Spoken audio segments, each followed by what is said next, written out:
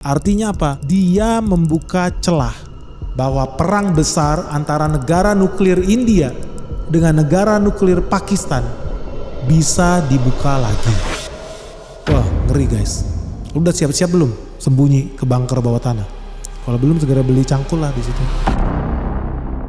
Guys, ngeri banget nih guys. Lu tahu nggak? Sepertinya Perang Dunia 3 akan segera terwujud. Teman-teman tahu di salah satu negara terbesar di dunia yang namanya India baru saja terjadi serangan brutal yang menewaskan 26 warga turis wisatawan ditembak mati tidak berdosa di perbatasan Kashmir nih. Ini perbatasan antara India dengan Pakistan. Nah, teman-teman mungkin melihat ini sebagai hal yang normal, hal yang biasa saja. Penembakan yang menewaskan 26 warga yang tidak berdosa, wisatawan, turis, ini semua orang sipil mati ditembak oleh para tentara Pakistan. Ini disinyalir bisa juga loh membawa wilayah kita Asia Tenggara semakin kacau, khususnya negara kamu Indonesia. Kok bisa? Ini gue jujur-jujuran aja lah. Di Indonesia gak ada yang memberitakan ini ya. Ini sangat aneh dan lu akan tahu kenapa sih semua media itu silent. Karena peristiwa pembunuhan 26 warga sipil ini terjadi di tanggal 22 April 2025. Baru aja nih kemarin. Tetapi kamu tahu gak satu hari sebelumnya di tanggal 21 April ada kejadian besar di India. Yaitu apa? Wakil Presiden Amerika Serikat J.D. Vance itu baru saja meeting dengan Modi, Perdana Menteri India. Di hari Senin tanggal 21 April. Gak lama berselang itu, di tanggal 22 April cuma satu hari, apa yang terjadi? 26 warga mati dibantai oleh prajurit Pakistan. Ini jangan dianggap remeh kawan-kawan. Ini sekali lagi ya, jangan dianggap remeh. Karena lu akan tahu yang bereaksi terhadap pembunuhan ini adalah negara yang memiliki kekuatan nuklir, namanya Rusia. Lo kok bisa? Apa urusannya? Dan lebih ngeri lagi guys, ini ada hubungannya dengan iblis yang sama yang menguasai media-media setan di Indonesia, pengadu domba bangsa. Sama persis metodenya dengan yang dilakukan di India dan di Indonesia. Makanya teman-teman, lu kalau penasaran jangan di skip video ini. Lu harus langsung segera share ke teman-teman lu, saudara lu, tetangga lu. Supaya mereka makin sadar ya, dunia berada dalam bahaya. So tunggu apa lagi? Jangan di skip videonya, let's check this out. Jadi teman-teman, urutan kronologis peristiwanya seperti ini ya. Tanggal 21 April karena ada perang dagang, ya akhirnya Amerika Serikat mengirim utusan wakil presidennya sendiri loh yang datang bernegosiasi dengan Perdana Menteri Modi, orang nomor 1 di India. Bernegosiasi dengan wakil presiden Amerika Serikat. Mau bicarain soal perang dagang ini. Gak lama berserang tanggal 22, besoknya langsung terjadi tembak-menembak di perbatasan India-Pakistan. Tunggu dulu, kita stop dulu sampai di situ. Lu penasaran gak ya? Kalau Indonesia itu ngirim menterinya banyak untuk jilat pantat Donald Trump. Perang dagang. India negara superpower. Wakil Presiden Amerika Serikat yang datang buat ketemu sama Modi. Kenapa? Ya lu harus tahu sendiri. Amerika Serikat boleh lu punya nuklir. India juga punya bro. Jangan belagu ya. Itu pesan yang mau disampaikan oleh Modi nih. Hebat nih India nih. Tetapi ternyata inilah cerdiknya ya. Dunia geopolitik. Begitu jadi Vance selesai meeting, dalam waktu 24 jam terjadi ledakan dan tembakan di kota-kota strategis yang ada di India. Dan korban jiwa mati nih, 26 orang mati, tewas ditembak. Lalu apa respon India? Ya satu hari setelah hari Selasa, di hari Rabunya tanggal 23 April, PM Modi langsung mengundang Menteri Pertahanannya, mengundang penasihat keamanan, termasuk Menteri favorit kita, Jai Shankar, Menteri Luar Negeri paling pintar di dunia saat ini, untuk mengkalkulasikan gimana respons negara terhadap peristiwa ini. Dan keputusannya adalah serangan yang terjadi ini jauh lebih besar daripada apapun yang pernah terjadi yang ditujukan spesifik loh terhadap warga sipil dalam beberapa tahun terakhir. Dan yang lebih mengejutkan, yang ditembak itu bukan hanya penduduk sipil, tapi juga wisatawan, turis yang gak ngerti apa-apa. Ngeri loh, lu lagi jalan-jalan tiba-tiba kena bom. Ngeri, bahkan ada pasangan suami istri lagi honeymoon, bulan madu, liburan ke sana juga jadi korban. Lu ngeri gak sih kalau misalkan lu liburan jalan-jalan ke Paris mau lihat Eiffel tiba-tiba dibunuh orang? Karena apa? Situasi geopolitiknya sedang tidak baik-baik saja. Lalu apa yang dilakukan India ya? Iya, India ada melakukan 5 respon tuh. Di hari Rabunya dia melakukan 5 respon. Yang paling penting untuk dibahas yang pertama, bahwa apa? India itu memiliki akses terhadap saluran air. Sungai-sungai besar yang mengalir ke Pakistan itu asalnya dari India. Apa yang diputuskan oleh India? Dia mempertimbangkan untuk memutus saluran air itu, memutus sungai-sungai itu. Apa yang terjadi? Siap-siap aja Pakistan ini harus mati jutaan orang karena sawah-sawahnya bakal kering. Ingat sebentar lagi musim kemarau. So ini adalah sesuatu hal yang sangat berbahaya nih kalau benar-benar dilakukan, akan ada banyak jutaan orang kelaparan. Karena siapa mengontrol air, dia mengontrol pertanian. Makanya kayak Menteri Amran itu salah satu menurut gue yang oke. Dia berencana membawa Indonesia jadi swasembada pangan. Salah satu hal yang dia pikirkan apa? Bukan cuma beli pupuk atau beli traktor, enggak. Tapi irigasi harus dibangun skala besar, skala masif untuk bawa air. Dan itu yang dikunci oleh India. Hebat nih, pinter nih India. Dia nggak balas pakai peluru nih, pakai air. Nah yang kedua yang dilakukan oleh India salah satunya adalah menarik kebijakan bebas visanya. Selama ini karena mereka bertetangga, mereka itu punya kebijakan bebas visa. Sama lah kayak orang Indonesia ke Malaysia, Malaysia ke Indonesia nggak perlu visa kan, karena tetangga. Itu pun yang terjadi di India Pakistan. Nah sekarang India udah cabut tuh. Udah nggak bisa lagi orang bebas visa masuk dari Pakistan ke India. Dan beberapa lagi kebijakan lain terkait penarikan duta besar atas pertahanan, dan itu hal yang normal lah. Nah hal ini langsung dibales keesokan harinya, tanggal 24 April hari Kamis. Giliran Pakistan memberikan respon. Nah responnya Pakistan ini menurut gue sangat unik nih, dia ada 7 respon lah. Beberapa memang biasa aja sih, dia cuma reciprocal aja. Jadi oke, kebijakan bebas visa gue kehapus juga. Jadi orang India gak boleh lagi ke Pakistan bebas visa. Kedutaan besar, lu punya duta besar, gue punya duta besar, gue tarik duta besar lu kan tarik duta besar gue. Oke sama aja, gue tarik juga. Jadi samalah, reciprok. Tapi satu hal yang menarik adalah dia mengunci wilayah udaranya. Artinya semua pesawat terbang milik India nggak boleh lagi terbang melewati wilayah udara Pakistan. Mereka harus muter. Kalau nggak siap-siap dibom. Nah oke, terus so what? Ada satu hal yang paling menarik buat kita cermati, itu adalah perjanjian Simla yang ditandatangani di tahun 1972. Ini adalah perjanjian perdamaian karena 1 tahun sebelumnya di tahun 1971 terjadi perang besar antara India dan Pakistan. Nah perang ini di kemudian hari dimenangi oleh India oleh berbagai cara dan manuver dan berakhir ke perjanjian Simla yang isinya adalah gencatan senjata. Kita damai deh sama Pakistan. Tapi ternyata Pakistan sudah membuat pernyataan perjanjian itu tidak berlaku lagi. Wah ngeri nih Pakistan nih. Artinya apa? Dia membuka celah bahwa perang besar antara negara nuklir India dengan negara nuklir Pakistan bisa dibuka lagi. Wah ngeri guys. Lu udah siap-siap belum sembunyi ke bunker bawah tanah? Kalau belum segera beli cangkul lah di situ. Kenapa lu harus segera beli cangkul guys? Ini gua kasih tahu ya. Udah jelas ya, India di sini yang ditembakin. India kasih respon. Dia nggak mau lagi dagang, dia nggak mau lagi ngasih visa ke orang Pakistan. Pakistan balas. Balasannya juga dengan mencabut perjanjian damai itu. Dan yang lebih gila lagi, ternyata di tanggal 27 April Pakistan kembali menyerang India. Jadi di perbatasan India dan Pakistan, di tanggal 27 April Pakistan kembali menyerang India. Ini gila juga nih Pakistan nih. Mentang-mentang dia punya backing ya. Lu tahu gak backingnya Pakistan siapa? Nanti gue kasih tahu. Mereka pede banget tembak-tembakin negara nuklir India ini. Ya tentu saja dong India gak bisa terima itu. Besoknya tanggal 28 April ditembak balik Pakistan oleh tentara-tentara India yang ada di perbatasan. Jadi buat teman-teman ya yang lu terbiasa melihat preman ya atau tawuran yang ada di Cakung lah atau di Tanjung Priok, ya itu kan kelas kampung lah ya, pakai batu, pakai kayu. Nah ini sama aja lah terjadi di perbatasan India dan Pakistan, tetapi pakai senjata beneran, ya pakai peluru beneran. Dan yang menyedihkan adalah ya bukan tentara yang tewas di sini, ternyata wisatawan yang asik berjalan-jalan di kota indah Kashmir itu, perbatasan itu memang pemandangannya sangat bagus lah, sama seperti Kazakhstan lah, pemandangannya sangat bagus. Dan satu hal yang patut kita cermati, teman-teman tahu penembakan itu terjadi di tanggal 22 April. Satu hari setelah J.D. Vance, wakil presiden Amerika Serikat, datang di tanggal 21 April. Nah, negara mana sih yang mengucapkan kekecewaan, kesedihan, bahkan mengutuk negara Pakistan? Tidak ada guys. Satu-satunya negara yang bernyali dan berempati kepada India adalah Rusia. Karena ternyata tidak sampai hitungan jam, Presiden Rusia Vladimir Putin langsung memberikan ucapan bela sungkawa dan membuat pernyataan ini adalah kejahatan yang sangat brutal, tidak bisa dibenarkan. Dan lebih hebat lagi ya, bahasa yang digunakan oleh Presiden Vladimir Vladimirovich Putin itu sangat-sangat berkelas bro, sangat-sangat mulia, sangat-sangat empati karena dia pakai tata bahasa highly esteem.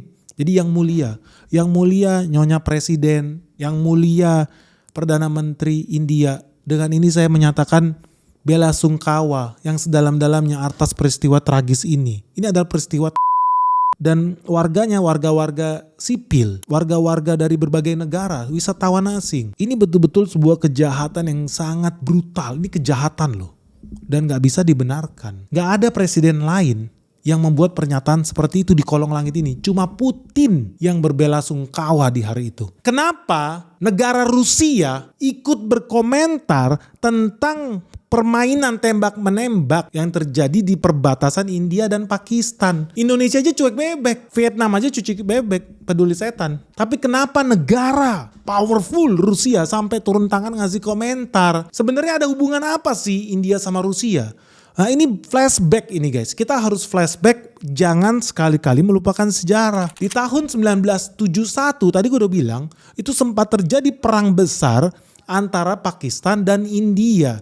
Di situ Pakistan berusaha menjajah, mengambil alih wilayah-wilayah India. Kenapa Pakistan percaya diri? Karena dia didukung oleh para penguasa dunia saat itu. Mereka mendapat dukungan dari kerajaan Inggris. Mereka mendapat dukungan dari Cina yang tentu saja berbatasan dengan India. Dan mereka juga mendapat dukungan dari negara terkuat di dunia yang namanya Amerika Serikat saat itu. Begitu gilanya dukungan Amerika Serikat terhadap Pakistan, Amerika Serikat sampai mengirimkan kapal perang nuklirnya ke Laut India. Siap mereka membumi hanguskan India.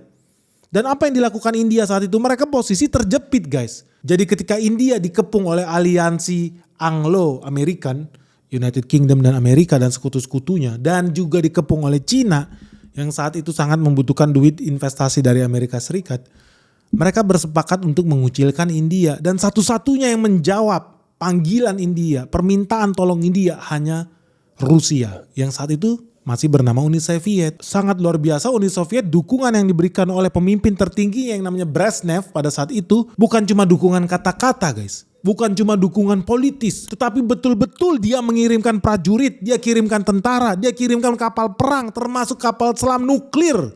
Pergi langsung ke India, siap berhadapan dengan kapal perang nuklir milik Amerika Serikat.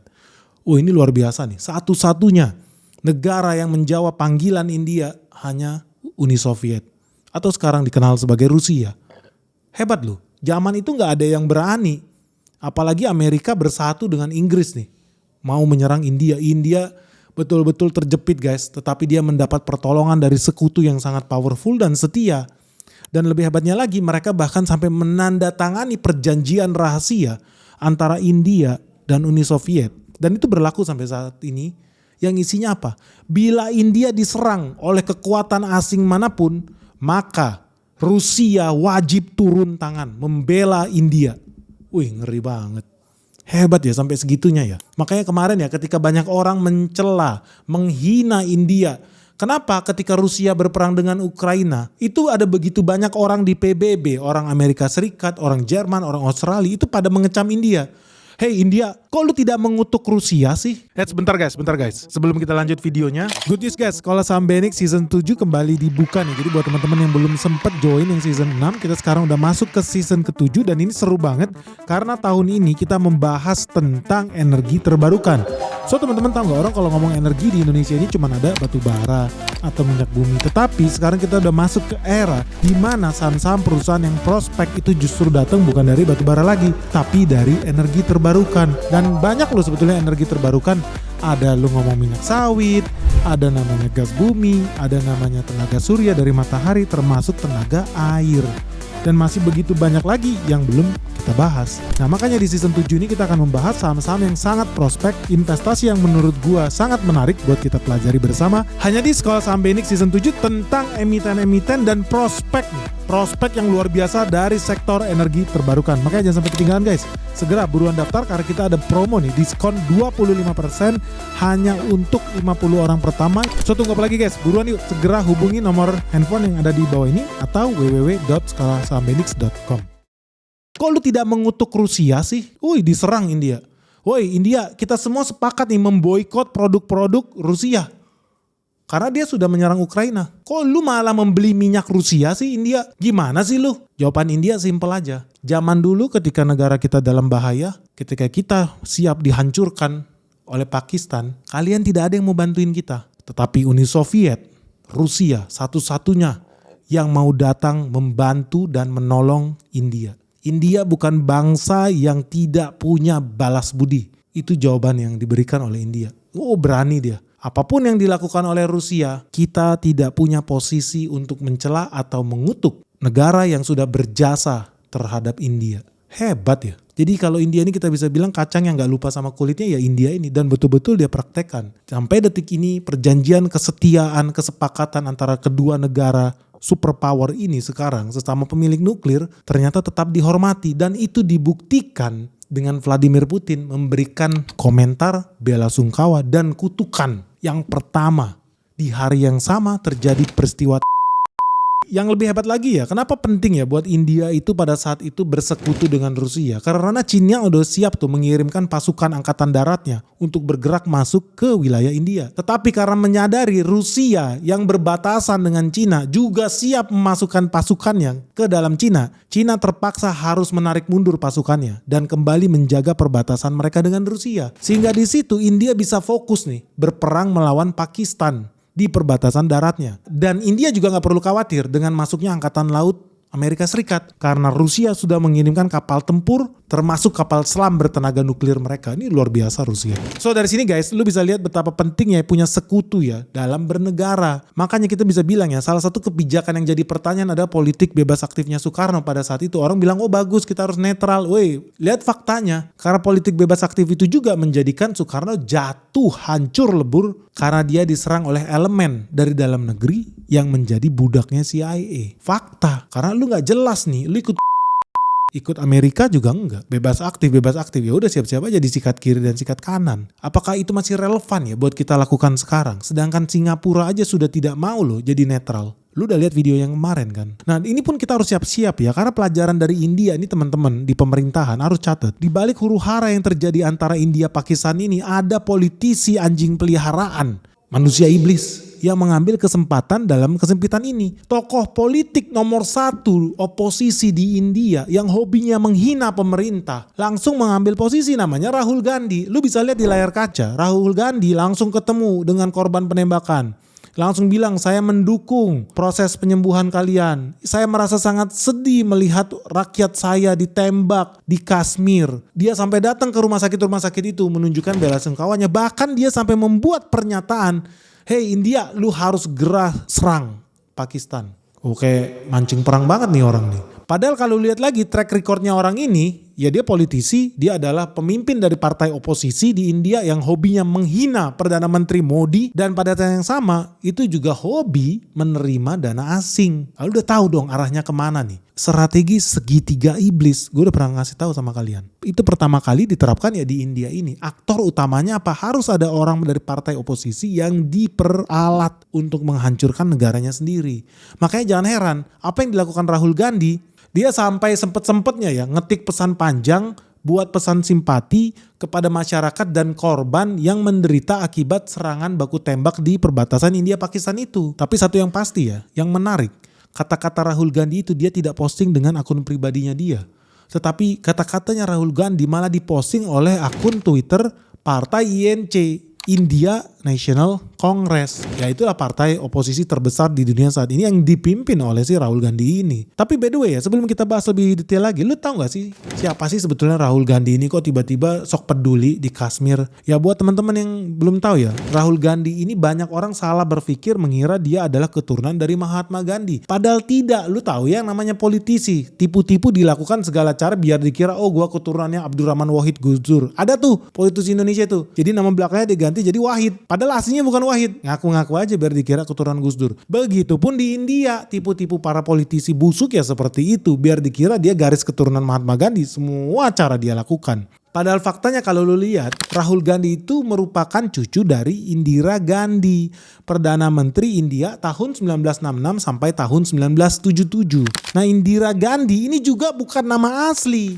Nama asli Indira Gandhi itu adalah Indira Nehru. Karena dia anak dari Jawaharlal Nehru. Jawaharlal Nehru ini ya sejarahnya menunjukkan dia tangan kanan dari Mahatma Gandhi. Jadi kalau dibilang sebetulnya apakah Rahul Gandhi ini anaknya Mahatma Gandhi? Tidak. Dia adalah garis keturunan dari Jawaharlal Nehru. Hebat ya strategi tipu-tipu para politisi ini.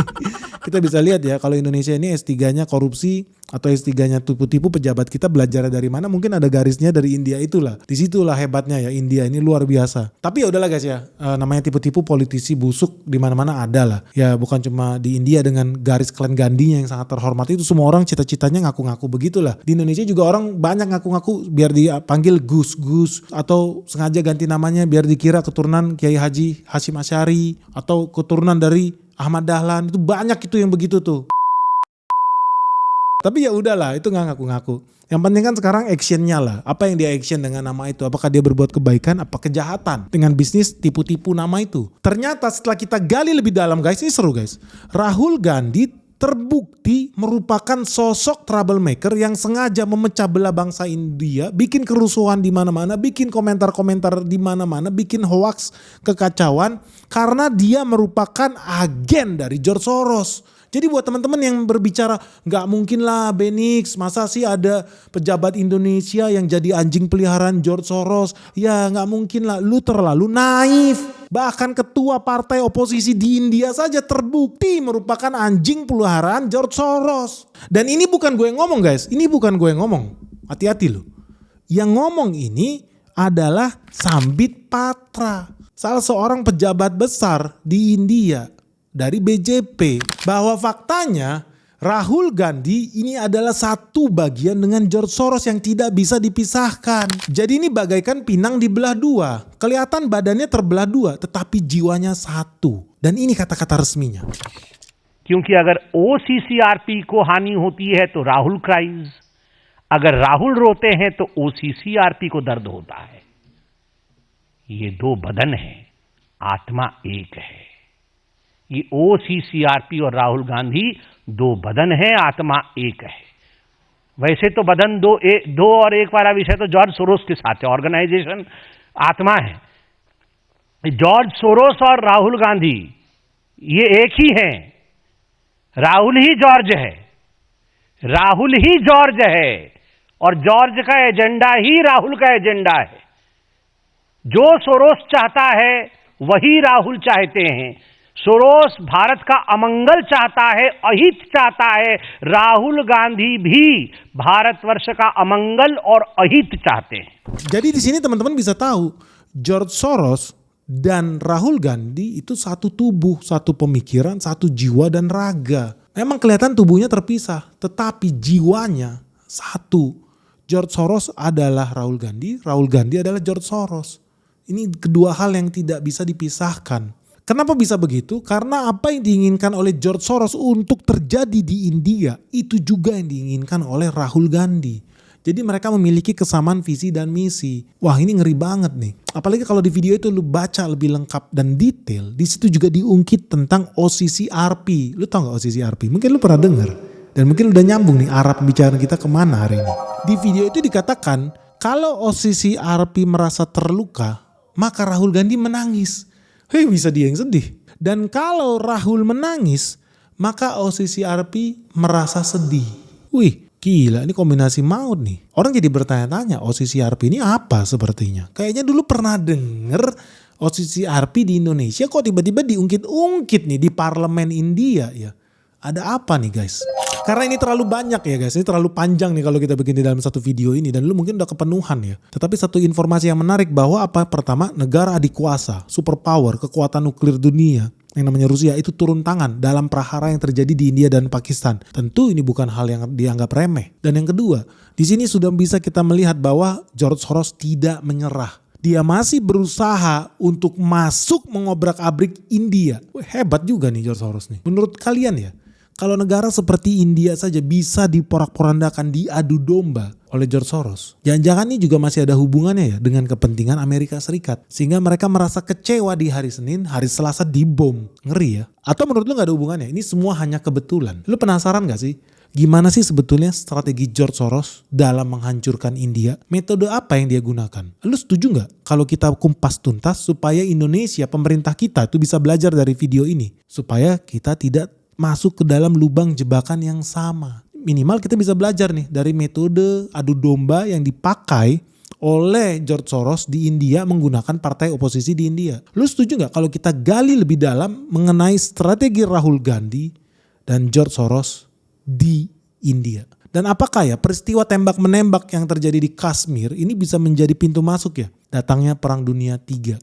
Menurut kalian gimana ya? So teman-teman jangan kemana-mana, kita akan bahas lebih detail di part 2 mengenai strategi George Soros untuk mengobrak-abrik India. Menarik nih, sepertinya ada begitu banyak potensi nih guys yang bisa di copy paste di Indonesia. Menurut lu, kalau George Soros sudah berhasil membuat tembak-menembak di pinggiran India, Indonesia bisa juga gak ya? Menarik ya. Karena lu tahu ya guys ya, lu tahu ya, dengan jelas lu tahu ya. Peristiwa ini terjadi di ujung perbatasan India. Di Indonesia, lu tahu ya, di ujung perbatasan Indonesia juga sedang ada aktivitas pengiriman senjata dan aktivitas tembak-menembak yang akan semakin sengit. Jangan dianggap enteng, jangan kira tidak ada unsur asing di sana. Jangan naif lu bukan anak SD ya. Oke guys, jangan kemana-mana, sampai ketemu di part 2. Semoga video ini bermanfaat, salam sehat, salam cuan, bye-bye.